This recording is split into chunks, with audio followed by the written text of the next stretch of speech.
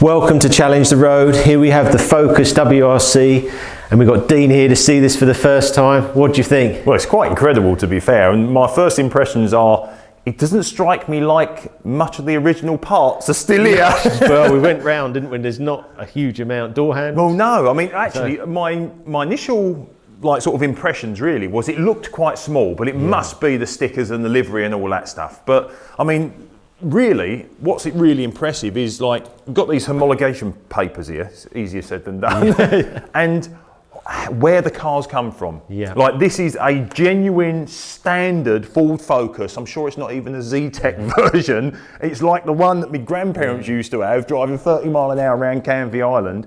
And somehow it's gone from that to this. Yeah, and virtually everything's changed. And I'm assuming every rally car's like that anyway, isn't it? It's got pretty to come much. from a road car. Taking a body shell, and I assume they probably just keep the lights, and we know the lights on the back that look original. Obviously the badges, there's not a huge amount, because obviously it's all then made in, it's all pretty much carbon fibre. Yeah, I don't remember my grandparents having wheels like that on theirs, no, you wouldn't see that. And it certainly didn't sound the same, because actually when you drove it in here, the noise of this thing, it started up like a bit of a lawnmower, and then it got deeper and angrier and angrier, and you could, like an athlete, the more it warmed up, the more it sounded super, super aggressive. Yeah.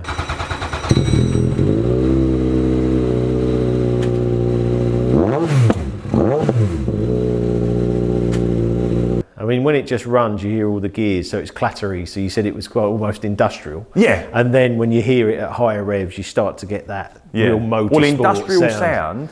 But inside, it looks kind of agricultural as well. But my question is, now obviously you're a big rally fan, right? So it's a no-brainer why you wanted to buy a rally car, because you love them. Right? You love rally cars, and you're in a position. But where do you go? Like, you can't just log on to Auto Trader and go, I want a rally car. Well, I just put in rally cars for sale. Right. And then started looking in the winter, but this was been 2013. Right. And then I saw the Subaru, and then I saw this one come up, and that's how I bought it from there. But I didn't actually know they could go on the road. I actually rung them and said, is it on the road? They said, yeah, that's fine, because they go between stages. Yeah. So I thought, crikey, yeah, I can get a rally car. That'd be the ultimate experience, won't it? Pick up my friends in a rally car. But obviously I haven't been out in this one, which you know, but... Well, if any of them are my size, mate, I wouldn't appreciate being picked up in it, because as much as my seat on this side looks bigger than your seat, it still don't look like my childbearing hips are going to get in there. And but actually, you told me something earlier on that I can put, because obviously I know you've got this, and I know you've got the Subaru Impreza rally car. I didn't realise you bought the two in the same day. That was because the Subaru come up, and I love the Subarus, as you know. Yeah. And then the next day a Colin McRae car come up. So I had both. Yeah. But I couldn't resist it. I mean, back then the values are very low as well, which I was saying to you. I mean, obviously they've risen incredibly. Yeah. But I mean, I bought this to say less than a 911 in 2013. So you really, for me, I wanted the ultimate road car. And I was surprised how low in sort of value they were. Yeah. But people were buying them to go rallying. I was buying just to have it for me. Yeah. There wasn't, I just wanted it for myself, want my friends to enjoy it, come around, see it. So maybe that market has changed a lot now, because people obviously put them in museums, these type of things. These have got to be so much rarer now than they was then. But you must wake up, maybe not every morning, but on many, many mornings thinking, I've got some extremely fast cars that go 0 to 60 in stupid amount of time, but none of them ever do it like a rally does. Rally car does. Like this 500 foot of torque. So you must wake up thinking, I'd dearly love to take the Focus out. Once I've done it. Go on. I run out of fuel. But I was on a blind bend up there, so I only went half a mile. Run out of fuel, close the road. And do you not think it's a crying shame having this in the garage and not being able to experience it for yourself? Because we've all seen Colin McRae drive this thing. We all know what this car is capable of. It's like having a stallion in your back garden and not trying to tame it and ride it. Yeah, I think for me, because it was Colin McRae's car as well, I almost like to leave it there and say I can't. No one can drive like. I mean, some of the top guys, but I can't drive like him. So for me, I'd rather keep it as a piece of. It's like a dying breed, isn't it? Rally. Let's face it. Yeah, and I would never do the car justice. No. So like you said, you're taking a stallion horse and you're going on a pony trek. You can't do that. Yeah. This needs to be 100%. And they said to me at the time 100%, but we said about maybe Brands Hatch. if I had an open tarmac and just get used to the car and drive, but you need a team with you as well. I was going to say, because it's not a sort of machine where you get in, you push your start button, you let it warm up, the oil pressure, like the oil temperatures come up, and then you just start putting your foot down a little bit more. Well, I didn't realise the fuel just disappears as well, did I? So I said to you, you put a full tank in, and in 6 months' time, there's no fuel. So that was what caught me out. I didn't know that because it's 102 RON. Well, I bet it just evaporates. I bet its MPG ain't that good, mate, so it wouldn't take me 6 months to get through a full tank, I'm telling you that. But look, looking inside as well, like we said, it is very agricultural. It doesn't look, it reminds me kind of like when I slid bobsled for like 10 days. It was a documentary for BBC, that's all it was, but that was super uncomfortable. And this isn't designed for comfort, it isn't designed for anything that's like mod cons, it's designed for stability and safety in mind, but it does look really uncomfortable. And even if we ain't going to take it out for a drive, I've got my crash helmet. I'd be very interested to see what it feels like. You want to sit in it with the crash? Well, of course I want. I want to drive it, but I'd love to sit in it. Do you know what I mean? Because there's so much going on. Should we do it? Yeah, let's do it then. Come on. Come on. I might have to take my coat off. I might have to take my jeans off as well. Let's do it. But I think you'd get the real feel of how sort of intimate it is in there, and how enclosed you are. And it's quite a small car, really. It is quite a small car. I'd be very keen to understand how much actual original motor is still left. It doesn't strike me there's an awful lot. Not a lot. All right, come on in. Let's get in. All right, bear with me. Might have to lube myself up.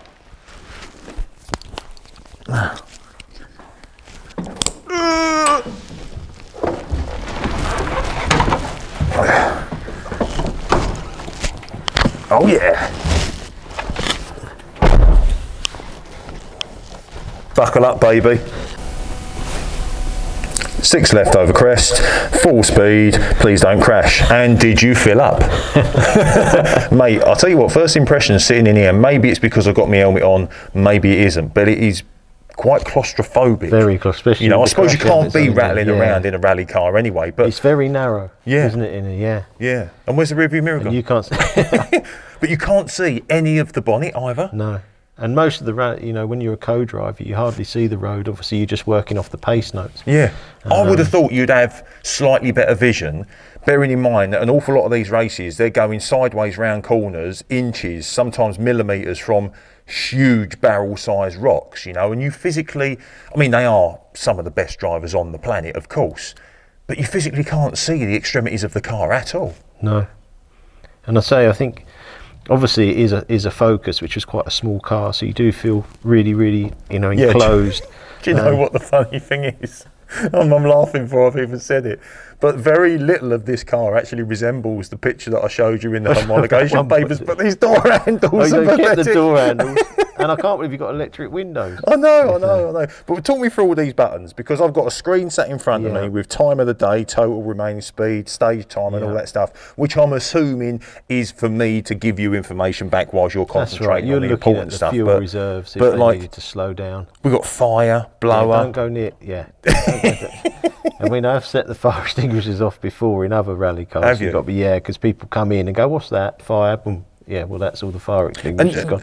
This might be a stupid question, but does every one of these buttons do something and mean something? Absolutely, and that's why it's tricky to get this out on the road. Because you've got different stages. You have got a road and stage switch. Right. So obviously it's at road at the moment. The valves, the start. Obviously all these little bits here, but I'm not 100% sure on what everything does, but obviously it's all there for a reason. You've got all these pages on here that I've got around the car, what it's doing, and this is why you said about just when you take it out for a drive, but now you start to see there's a lot going on here, and when a light comes up and you think, God, what does that mean?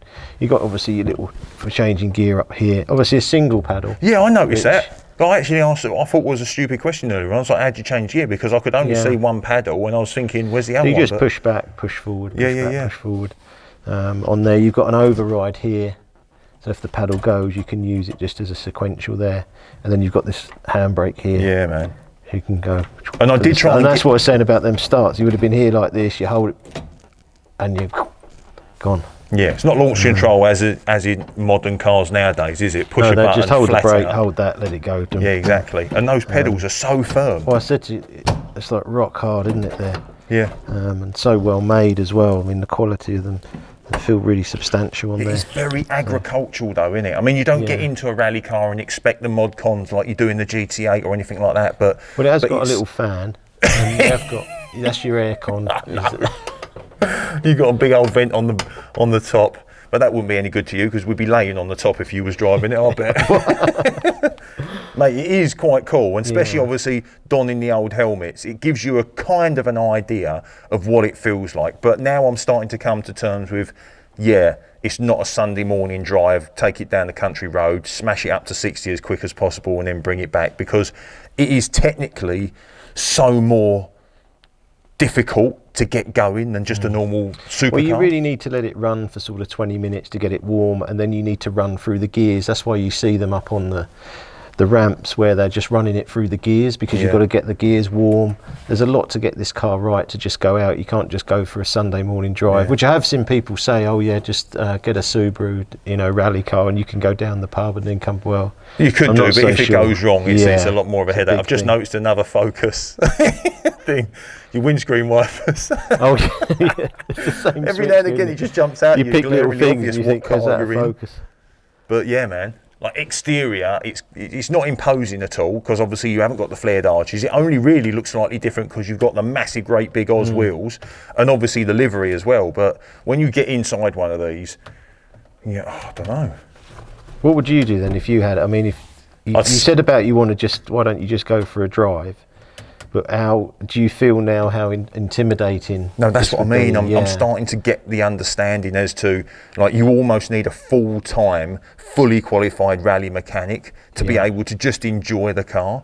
It's cool to sit in it, it's cool to see it, and when you bring it in, it's amazing to listen to it. But yeah, I wouldn't even know where to start, mate. And actually, for someone that's like me, that quite kind of like simplicity, almost overwhelming. Yeah, and I think, we did say about we're going to go to Brands Hatch at some point and on their tarmac rally section, just because I think you'd need to just go out and experience the car and drive it and warm it up before you even thought about taking it on the road. I think you'd have to be pretty crazy to just take this up the road with no one with you or whatever. Well, I did, and obviously run out of fuel because it's on 102 RON. But yeah, I mean, have you got your triangle in the back?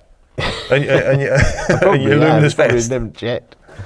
The other thing is obviously correct tyres as well with a rally car, so these are not legal, because this was set up for a rally in Ireland before I bought it, so it's absolutely set up for a rally road tarmac stage with the tyres, so these tyres aren't legal on the road. Race ready, basically.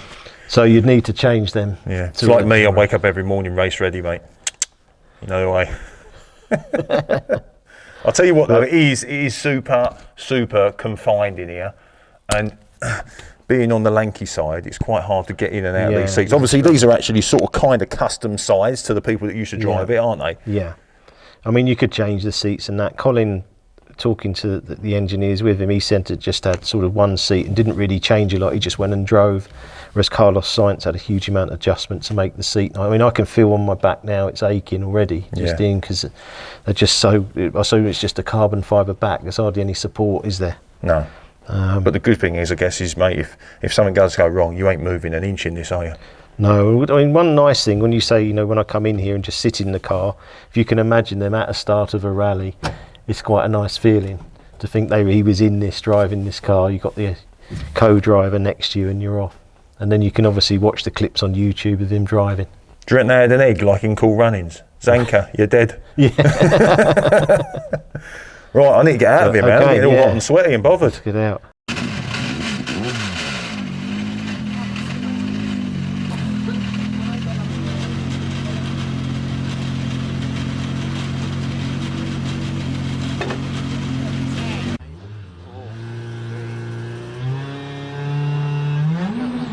Right plus, into 6 left minus opens, into 6 right, into long slow 3 right.